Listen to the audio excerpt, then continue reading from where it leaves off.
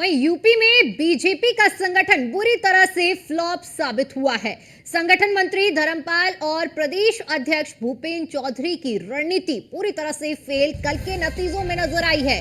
पूरे चुनाव अपनी ही लाठी से संगठन हाँकते नजर आए हैं धर्मपाल सिंह और भूपेंद्र चौधरी। टिकटों में भी मनमानी की गई है, जिसका खामियाजा बीजेपी को उत्तर प्रदेश में भुगतना पड़ा है। सबसे बड़ी बात, पुराने 47 सांसदों को दोबारा टिकट देने का दांव भी पूरी तरह से फेल रहा है। पुराने 26 सांसदों को करारी हार का सामना करना पड़ा है। इन 47 सांसदों में आपको बताते चले कि 26 सांसद जो कि हारे हैं और 21 सांसद ही महज जीत के स्वाद को चख पाए हैं। वहीं बीजेपी के विधायकों ने भी पुराने लोगों को टिकट देने का पुरजोर विरोध किया था, लेकिन संगठन ने विधायकों की बात को अनसुना किया। नतीजा, हार का सामना करना पड़ा। मुख्य तौर पर चंदौली से हारे महेंद्र नाथ पांडे का तगड़ा विरोध देखने को मिला था, लेकिन फिर भी उन्हें टिकट दिया गया। अजय मिश्रा टेनी को लेकर स्थानीय विधायकों ने जमकर विरोध किया था, लेकिन फिर भी टिकट दिया। विधायकों के विरोध को संगठन ने गंभीरता से नहीं लिया और नतीजा आज सबके सामने है। इसके अलावा संजीव बालियान और संगीत सोम के बीच का जो आपसी विवाद था, आपस में जो बयानबाजी थी, उसे भी गंभीरता से नहीं लिया। संगठन ने दोनों के बीच में समझौते का कोई गंभीर प्रयास नहीं किया और कुछ ये अहम वजह रही है जिससे भारतीय जनता पार्टी का प्रदर्शन उत्तर प्रदेश में कल जो देखने को मिला है वो अपने आप में कई बड़े सवाल खड़े करके गया है। क्योंकि बीजेपी को जहां 34 सीट मिली है उत्तर प्रदेश में, तो वहीं ये जो नतीजे रहे हैं उत्तर प्रदेश के चौंकाने वाले रहे हैं। क्योंकि अगर 2019 के जब हम आंकड़ों पर नजर डालते हैं तो यही उत्तर प्रदेश था जहां पर भारतीय जनता पार्टी को सर्वाधिक सीट मिली थी। 62 सीट बीजेपी के खाते में गई थी, लेकिन इस बार के नतीजों में 33 सीटें बीजेपी के पाले में हैं, तो वहीं 37 सीटें समाजवादी पार्टी के कोटे में गई हैं। और यहां पर बढ़त बनाते हुए कांग्रेस ने इस बार 6 सीटें अपने खाते में की हैं। यानी कुल मिलाकर देखा जाए तो इस बार जो बीजेपी का प्रदर्शन उत्तर प्रदेश में रहा है वो कई बड़े सवाल अपने आप में खड़े कर गया है। और इन सवालों के इर्द गिर्द सबसे बड़े नाम, जो सबसे बड़े सवाल जिन दो नामों के बीच में इर्द गिर्द घूम रहे हैं, सबसे पहले तो उत्तर प्रदेश का जो संगठन है वो पूरी तरह से फ्लॉप साबित हुआ है। संगठन मंत्री धर्मपाल और प्रदेश अध्यक्ष भूपेंद्र चौधरी जिनकी रणनीति पूरी तरह से फेल रही है। तो सांसदों को जब टिकट का बंटवारा किया जा रहा था उस दौरान भी विधायकों की ओर से विरोध किया गया, लेकिन उस विरोध को गंभीरता से पार्टी ने नहीं लिया। पुराने 47 सांसदों को भारतीय जनता पार्टी की ओर से टिकट दिया गया था और ये दांव जो खेला गया ये पूरी तरह से फेल रहा।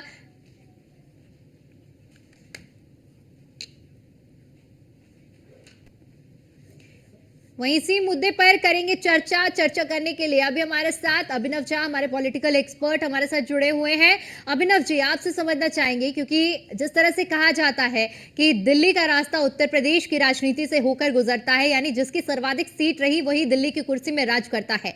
ऐसे में जिस तरह से कल भारतीय जनता पार्टी का प्रदर्शन रहा है, 2019 के आंकड़ों पर नजर डालते हैं 62 सीटें और उससे आधे पर सिमट कर रह गई बीजेपी इस बार। क्योंकि कई ऐसी बड़ी वजहें हैं जिनके इर्द गिर्द सवाल के घेरे में है संगठन भी और कुछ चेहरे भी।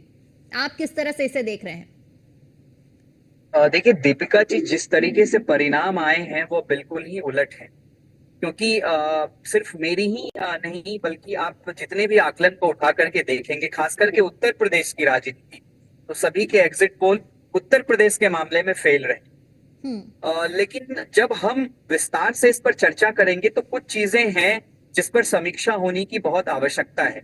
खास करके टिकट के बंटवारों को लेकर जिस तरीके से आपने भी बताया कि 26 जो सिटिंग एमपी थे उनको उत्तर प्रदेश में हार का सामना करना पड़ा है। बहुत बड़ी बात होती है आप जब राजनीति के स्वरूप में आते हैं और राजनीति में उस तरीके से खरे उतरते हैं। खास करके लोकसभा चुनाव एक बहुत चुनाव माना जाता है जब देश में इसकी बात होती है।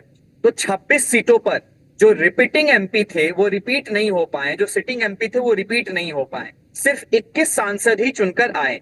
देखिए, बिल्कुल जब देश की बात होती है तो देश में केंद्र में सरकार है, प्रधानमंत्री मोदी जी प्रधानमंत्री के पद पर हैं, वह बात तो मायने रखता ही रखता है, लेकिन उसके साथ साथ जो क्षेत्रीय मुद्दे हैं, जो वहां के लोगों के स्थानीय मुद्दे हैं, उसको भी मैं उस चीज को दरकिनार नहीं कर सकता हूं, खास करके लोकसभा चुनाव में। सिर्फ और सिर्फ यूपी ही नहीं, मैं बिहार की भी बात करूंगा। बिहार में भी भारतीय जनता पार्टी ने सिटिंग एमपी को ऑलमोस्ट रिपीट किया। वहां भी खामियाजा देखिए, उतना नुकसान बिहार में नहीं झेलना पड़ा, लेकिन फिर भी 5 सीटों का नुकसान बिहार में भी भारतीय जनता पार्टी को हुआ है। 17 में से 12 सीटें ही जीत पाई, लेकिन उत्तर प्रदेश में भारी नुकसान करना पड़ा।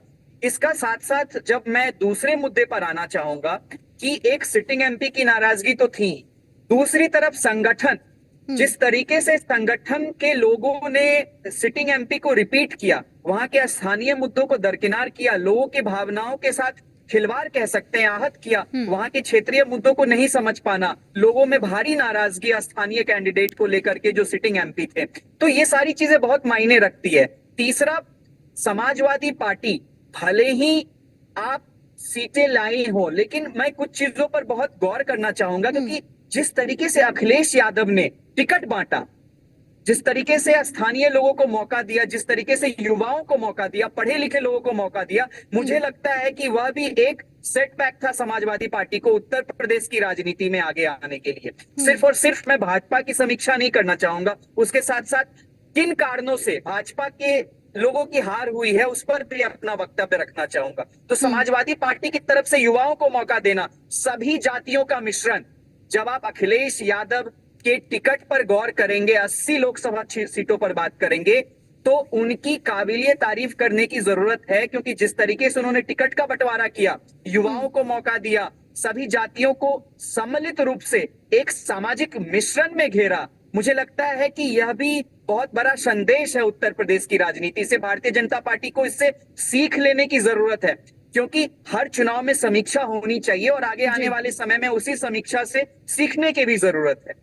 बिल्कुल बिल्कुल ठीक कहा अभिनव जी आपने। हमारे साथ एसके वाजपेयी भी जुड़े हुए हैं, हमारे संवाददाता लखनऊ से। एसके, क्योंकि देखिए जिस तरह के कल नतीजे हमें देखने को मिले हैं, उसकी उम्मीद तो शायद जिस तरह से बीजेपी ने भी नहीं लगाई थी, लेकिन अब जब नतीजे सामने आए हैं तो एक मंथन की बहुत ज्यादा जरूरत भारतीय जनता पार्टी को और संगठन को है, क्योंकि हम पश्चिम से लेकर अगर उत्तर तक देखते हैं तो जिस तरह हमें देखने को मिला है, चाहे बात अगर पश्चिमी सीट की करें, अभी जिस तरह से अभिनव जी ने भी जिक्र किया कि जो समाजवादी पार्टी की ओर से टिकट का इस बार बंटवारा किया गया है, बहुत ही सूझबूझ के साथ किया गया और कहीं ना कहीं धरातल पर उसके नतीजे हमें देखने को मिले हैं। और अब जब बीजेपी, जो कि पूरी तरह से आश्वस्त थी उत्तर प्रदेश को लेकर, 80 में 80 सीटों का दावा किया जा रहा था, 80 सीटों की बजाय पिछली बार का जो प्रदर्शन रहा है उससे भी आधे में बीजेपी सिमट गई है, तो मान लिया जाए कि जो इस बार की जो रणनीति थी वो पूरी तरह से फ्लॉप रही है। बिल्कुल निश्चित तौर पर इस पूरे चुनाव को समझना होगा, क्योंकि अगर हम देखें तो चाहे वो 2014 का चुनाव रहा हो, 2019 का चुनाव रहा हो या अब 2024, भारतीय जनता पार्टी हमेशा एक रणनीति के साथ मैदान में आती है। उसका पूरा रोड मैप तैयार होता है, बड़े पैमाने पर जिम्मेदारियों का संगठन स्तर पर डिस्ट्रीब्यूशन होता है, उसके बाद भारतीय जनता पार्टी इस तरह के निर्णय लेती है। हालांकि 2024 को लेकर जो संगठन स्तर पर गलतियां हुई हैं, कहीं ना कहीं उसका खामियाजा भारतीय जनता पार्टी को ज्यादा शायद हम कहेंगे कि भुगतना पड़ा है। सीधे तौर पर हम देखें तो केवल एक फैक्टर नहीं है जिस वजह से भारतीय जनता पार्टी को इतना बड़ा नुकसान उठाना पड़ा, और सबसे बड़ी बात अगर आप देखेंगे तो भारतीय जनता पार्टी को केंद्र की सत्ता में पूर्ण बहुमत की सरकार अपने बल पर बनाने के लिए जिन करीब 33 से 34 सीटों की आज की डेट में जरूरत है, वो 33 से 34 सीटें सिर्फ उत्तर प्रदेश से कम हुई हैं। क्योंकि अगर हम सीधे तौर पर देखें तो बाकी स्टेट की बात अगर हम ना भी करें तो 2014 में उत्तर प्रदेश में भारतीय जनता पार्टी 73 सीटों के साथ जीत कर आई थी, और 2019 को अगर हम देखेंगे तो 64 सीटें थी, 2 सीटें बाद में भारतीय जनता पार्टी ने उपचुनाव में जीती, जिसके बाद 66 सीटें हुई थी, और आज की डेट में भारतीय जनता पार्टी 32 सीटों पर सिमट गई है। मतलब सीधे तौर पर अगर आप देखेंगे तो 34 सीटें 2019 और उसके अलावा अगर आप देखेंगे तो 42 सीटें 2014 के हिसाब से कम है।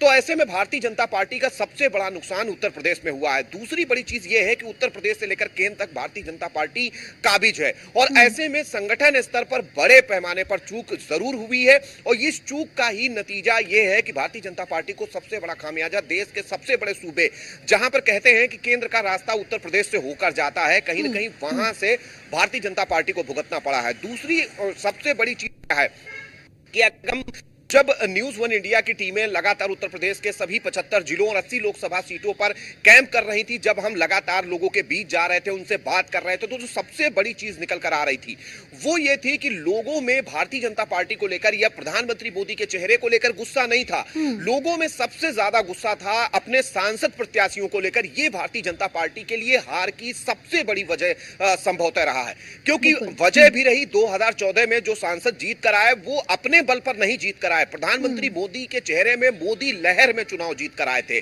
मतलब साफ था कि उन्होंने मोदी लहर में टिकट पाया और चुनाव जीतकर सदन पहुंच गए। 2019 को अगर हम देखेंगे तो मोदी लहर के दौरान ही सांसद जीत कर आए थे, जिन्होंने दोबारा 2014 के बाद 19 में रिपीट किया था, या फिर जो नए चेहरे भी आए थे वो भी मोदी लहर में जीते थे। जिसको भारतीय जनता पार्टी का टिकट मिला वो जीत कर आ गया।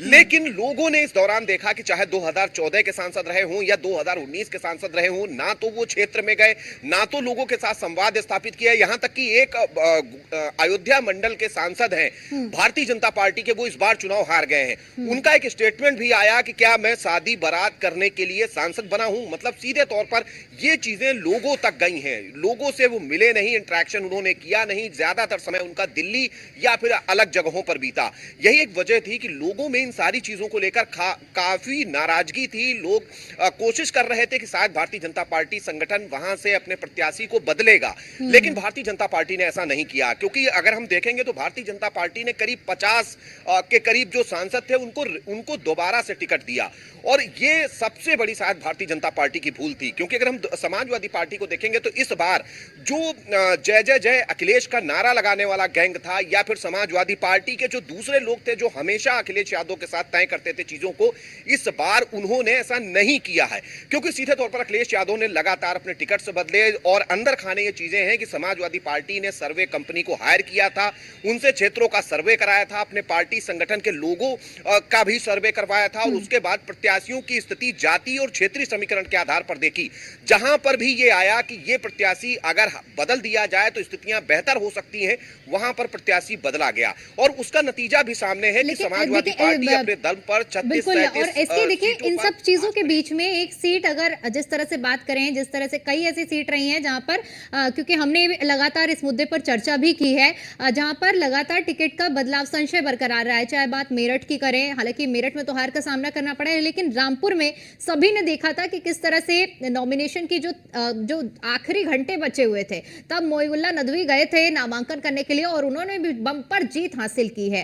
तो कहीं ना कहीं जो आप बात कह रहे हैं वो धरातल पर असल मायने में सच हुई है। बिल्कुल निश्चित तौर पर समाजवादी पार्टी, जैसा कि मैं कह रहा हूं, जो गैंग अखिलेश यादव के साथ हमेशा सक्रिय रहता था, जिस गैंग के आधार पर वो निर्णय लेते थे, इस बार उस गैंग के आधार पर निर्णय नहीं हुए हैं। ये निर्णय सर्व हुए हैं, जमीनी को जाना है उस हकीकत के हिसाब से। अगर प्रत्याशी है कि बदलने से फायदा रखा है, या यहाँ पर अमुक आकर समाजवादी पार्टी सीट पर बेहतर परफॉर्म कर सकती है। ठीक है, इसके रुक करेंगे आपका। अभिनव जी, आपसे समझना चाहूंगी, क्योंकि देखिए जिस तरह से अभी हमारे संवाददाता ने भी जिक्र किया, और लगातार हम लोगों ने भी फील्ड में जाकर ये एनालिसिस किया था कि इस बार जो जनता है वो प्रत्याशियों से नाराज है। यानी कि मोदी के चेहरे से कोई नाराजगी नहीं है, लेकिन प्रत्याशियों की जो नाराजगी है उसका खामियाजा बीजेपी को भुगतना पड़ा, लेकिन इसका फायदा समाजवादी पार्टी को जरूर हो गया। देखिए, बिल्कुल इसमें कोई दो राय नहीं है कि जनता की जो नाराजगी थी वो उम्मीदवार से काफी ज्यादा थी। आप किसी भी सीट को उठा करके देख लीजिए। इस चीज को सिर्फ और सिर्फ भारतीय जनता पार्टी ही नहीं, सभी दलों को समझना होगा, क्योंकि आने वाले समय में अगर मैं यह मान के चलूं कि मैं किसी को भी उम्मीदवार बना दूं किसी पर्टिकुलर क्षेत्र से और वो जीत जाएंगे, तो यह उनका भ्रम है, वो चाहे कोई भी राजनीतिक दल हो। क्योंकि मुझे पता है, या आपको भी पता है, कि यह लोकतंत्र है, और लोकतंत्र में जनता के द्वारा चुने हुए प्रत्याशी जो जिनको पसंद करेंगे वही चुन करके आएंगे। यहाँ मेरी मनमानी, किसी पार्टी की मनमानी, किसी संगठन की मनमानी नहीं चलेगी। उस पर भी रोक लगाने की जरूरत है। या जनता ने एक संदेश भी दिया है कि आप आने वाले समय में या तो सुधर जाइए, या संगठन को उस प्रकार से देखिए जो जनता की चॉइस होती है, जो जनता की समझ होती है। मैं उस चीज से दरकिनार नहीं कर सकता। तो आने वाले समय में बिल्कुल हर पार्टी को, खास करके बीजेपी को, उत्तर प्रदेश सिर्फ एक संदेश दिया है कि आने वाले समय में आप उम्मीदवारों का सही चयन कीजिए, अच्छे उम्मीदवारों को लाइए जो क्षेत्र का विकास करे। मैं केंद्र में तो बैठा हूं, मोदी जी केंद्र में बहुत विकास करेंगे, लेकिन धरातल पर कोई स्थानीय उम्मीदवार, स्थानीय सांसद उस क्षेत्र का अगर विकास नहीं कर पाता है, तो यह सिर्फ और सिर्फ स्थानीय उम्मीदवार की नाराजगी ही नहीं, बल्कि जनता के द्वारा यह संदेश जाएगा कि आप अगर वहां उम्मीदवार को नहीं बदलिएगा, उम्मीदवार का सही चयन नहीं कीजिएगा, तो जनता इस समय समय पर इस तरीके के नतीजों से आपको उस पर्टिकुलर चीजों में बताती रहेगी। और मुझे लगता है कि आने वाले समय में भारतीय जनता पार्टी भी इस चीज को समझेगी और समझ भी रही होगी कि जिस तरीके से जनादेश दिया है वहां की जनता ने। आप उत्तर प्रदेश तो एक कह लीजिए विकल्प के तौर पर लोगों ने बताया है कि यहाँ पर आपको जरूरत है, खास करके मैं बताना चाहूंगा अयोध्या जैसी सीट, जहां पर राम मंदिर होने के बावजूद अगर वह सीट हार रही है बीजेपी, तो बिल्कुल आत्मचिंतन करने की जरूरत है। क्योंकि अभिनव जी, आपकी आवाज नहीं पहुंच पा रही है हम तक। ठीक है, दोबारा आपसे संपर्क करेंगे। ठीक है, कुछ टेक्निकल इशू हो रहा है अभिनव जी, आपकी आवाज नहीं पहुंच पा रही है। तब तक मैं इसके आपका रुख करना चाहूंगी, क्योंकि अभी जिस तरह से अभिनव जी अयोध्या की सीट का जिक्र कर रहे थे, जब से नतीजे सामने आए हैं तो पूरे सोशल मीडिया में भी अयोध्या को लेकर काफी ज्यादा चर्चा हो रही है। हालांकि ये विषय, क्योंकि अयोध्या की जो नाराजगी थी वो कहीं ना कहीं देखा जाए प्रत्याशी से थी, लेकिन उसे राम मंदिर से भी जोड़कर देखा जा रहा है, क्योंकि अयोध्या ही वो जगह है जहां पर भव्य राम मंदिर का अब से कुछ ही महीनों पहले उद्घाटन हुआ है, प्राण प्रतिष्ठा हुई है।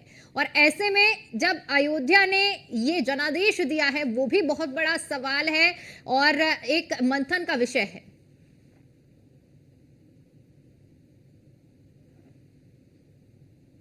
चाहे वो पसंद करते हैं और पार्टी के लिए वोट करते हैं, चाहे वो कोई भी पार्टी हो, उसका भी असर होता है। लेकिन सीधे तौर पर प्रत्याशी चयन की प्रक्रिया जो होती है वो संगठन का काम होता है। और संगठन, भारतीय जनता पार्टी के संगठन ने अगर हम देखें तो 2 सर्वे कराए थे, जहां एक अपना इंटरनल सर्वे भी किया था, उसके अलावा एक एजेंसी से भी सर्वे कराया गया था। और इसके बाद इस तरीके के सवाल उठे थे कि भारतीय जनता पार्टी ऐसे सांसद जो कि क्षेत्र में अपना अच्छा प्रभाव नहीं रखते हैं, या लोगों के लिए काम नहीं किया है, या लोगों के बीच में पॉपुलर नहीं है, लोग उनसे नाराज हैं, ऐसे लोगों को भारतीय जनता पार्टी बचेगी। लेकिन अगर हम देखें तो भारतीय जनता पार्टी ने जो पहली सूची जारी की थी, उसी सूची में 4 केवल जो प्रत्याशी थे, अगर उनको छोड़ दिया जाए तो 4 के अलावा सभी जो है 47 प्रत्याशी भारतीय जनता पार्टी ने पूर्व जो सांसद थे उनको रिपीट कर दिया था। और कुछ अगर हम रिजल्ट को देखेंगे तो 26 सांसद अपनी सीट नहीं बचा सके, यहाँ तक कि केंद्रीय मंत्री अपनी सीट नहीं बचा सके। अगर हम केंद्रीय मंत्रियों की बात करें तो सीधे चाहे वो स्मृति ईरानी की सीट रही हो, चाहे वो मोहनलालगंज के सांसद और केंद्रीय मंत्री कौशल किशोर की सीट रही हो, या चंदौली के सांसद और केंद्रीय मंत्री महेंद्र नाथ पांडे की सीट रही हो,